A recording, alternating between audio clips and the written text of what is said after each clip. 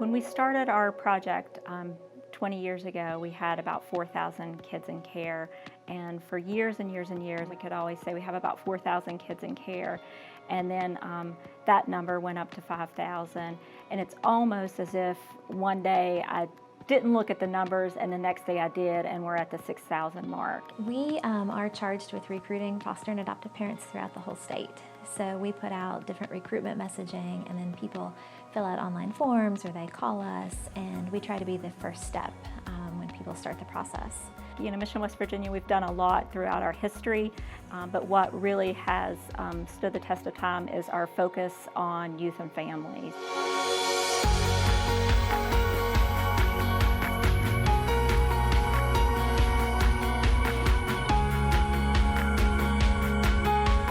There are 11 different agencies in West Virginia, and the process is a little different for each one, but it's the same basic qualifications, and that is to fill out an application, to attend a training, and to go through a home study.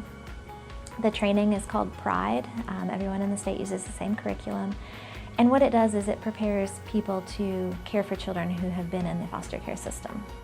So people say, well, I don't need training, I already have kids, I already raised my kids, I have grandkids. If you haven't parented children who have experienced abuse and neglect, it's not the same as parenting your own children. But we want to follow up with families because we feel like, you know, this is not a decision to take lightly, and so we're there along their journey with them. We have some very common misconceptions about qualifying as a foster adoptive parent. The basic qualifications are that you have to be between ages 21 and 65, have a stable home, have stable finances.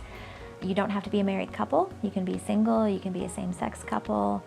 You don't have to own your home, you can rent. There are people that think that it costs a lot of money to adopt because they're thinking about an international adoption or private adoption, but to adopt from the foster care system is basically no cost.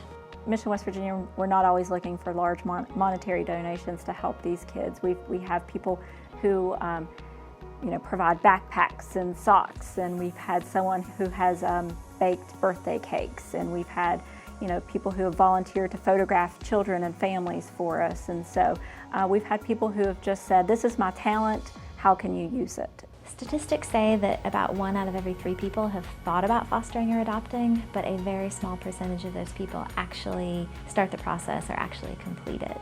And there are lots of reasons to sit on the fence about that, but I would tell anyone who is just considering it, now is the time. We have a very large need for foster families in West Virginia. Having a family is all the world to these kids.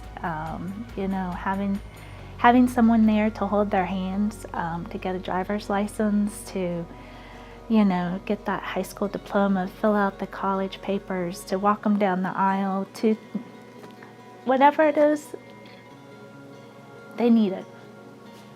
When you look at youth who age out of foster care, the chances of them going into prison or the chances of them being involved in a crime or being involved with or being in poverty are great. Our kids have been through so much trauma, and they have feelings. They need love.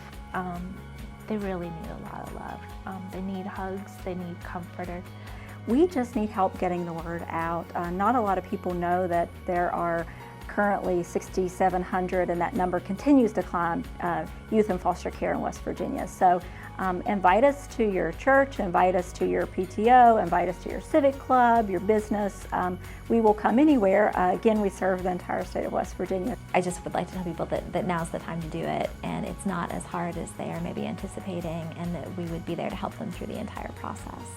Kids are not getting any younger, and they need a family now.